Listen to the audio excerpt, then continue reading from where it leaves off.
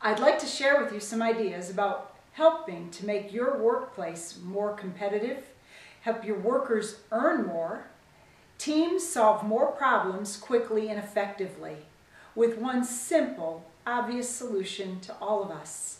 That is reading in the workplace. I'm Anne Davis of Peak Performance Solutions.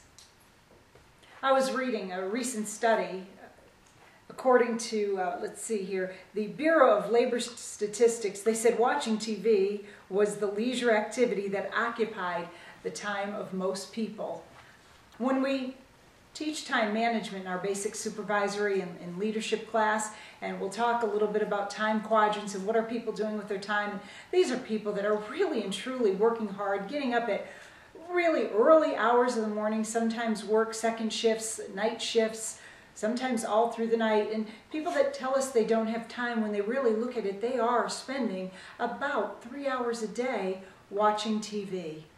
But what I found more interesting when we were digging up some research, we found a 2010 research report in PC World magazine, and it said for the first time U.S. residents are devoting on average as much time to online activities as they are as to watching TV. So now they're spending another 3 hours, and the study continued to say it is not impacting the amount of time they're watching TV.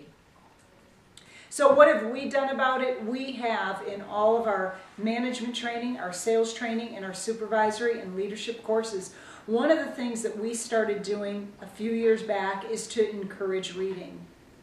And how we encourage people and we incite them to read is through some simple statistics. One of them we took out of a book called Tuesday Morning Coaching by David Cottrell, and it said that managers who read on average of 7 business books per year earn on average 230% more than managers who don't read. Now, if we're working with a non-management group, we'll still share that statistic, and we make a point to say nobody ever said what size the books had to be. So we get the leadership classics from Tremendous Life Books, the 22 leadership classics, and we'll literally run some contests, or we'll just, get people encouraged to begin reading them. The classics are written by some of the greats of all times, such as Patton, Andrew Carnegie, Lincoln. There's so many of these, and of a class of about 15, 3 or 4 will really and truly catch on to this. They'll come in and we tell them, hey, they can keep it, they can put it in their library, they can share it with a coworker, they can keep it, but then if they want to return it, they can. But they always have, once they finish one, they come back and get another. One of the other things we have done and made a concerted effort to do is incorporate reading, besides that volunteer reading, actually group reading, where they might read in between sessions a chapter, or if it's a 2-part session, a whole book. But again, the books aren't overwhelmingly big, and we usually will build in discussions about those books. We'll break them into small groups when they come back for the next session to discuss a chapter, or if in fact, again, if it's a 2-part class, an entire book. The third thing that we have done is we have worked with some of our larger clients that we work more ongoing with in incorporating corporate libraries. And some of the employees get so excited. We've had people that have never really had the chance, never really had a reason to enjoy it. Most kids want to get out of school, they wake up, they're in the workplace, they haven't read a book in 20 years. We get these libraries going and people get very excited about it. Now, there is something legitimate to time. While I did say that the average person spends 2.8 hours watching TV, many people really are on a time crunch, and they've got families, they've got things to do besides work. And so we encourage the use of audios. And people now are using the audios in their drives. So in summary, read more, earn more. Solve more problems.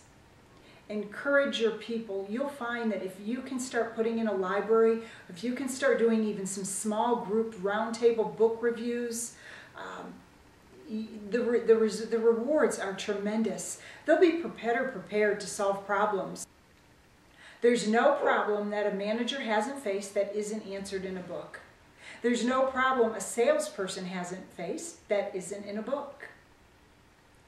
There's no problem a relationship hasn't faced that you can't find in a book. Your team can be so much more productive, solve problems faster, work better as a team, and have less conflict if you will embrace this concept of reading.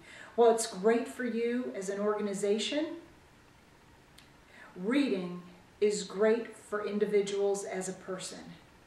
It helps us grow, it helps increase our earning power, and most importantly, in today's global environment, it keeps us as individuals and it keeps our American workforce more competitive.